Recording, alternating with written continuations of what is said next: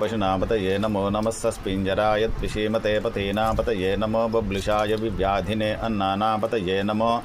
हरिकेशायोपवीतिने पुष्टानापतये नमो भवस्य हेत्ये जगतां पतये नमो नमो रुद्राय तताविने क्षेत्रानापतये नमो नमः सूताय हन्त्याय वनानापतये नमो रोहिताय स्थपतये वृक्षानापतये नमो मन्त्रिणे वाणिजाय कक्षानापतये नमो भुवन्तये वारिवस्कृतायोषधीनापतये नमो नम उच्चैर्घोषाय क्रन्दयते पत्तीनापतये नमो नमः कृष्णवीताय धावते सत्त्वनापतये नमः नमः सहमानाय निव्याधिन आव्याधिनीनापतये नमो नमः ककुभाय निषङ्गिने स्तेनानापतये नमो नमो निषङ्गिनिषिधिमते तस्करानापतये नमो नमो वञ्चते परिवञ्चते स्थायूनापतये नमो नमो निचैरवे परिचरायारण्यानापतये नमो नमः सृकाविभ्यो जिघागुंसिद्धो मुष्णतां पतये नमो नमो सिमद्भो नक्तञ्चरद्भ्यः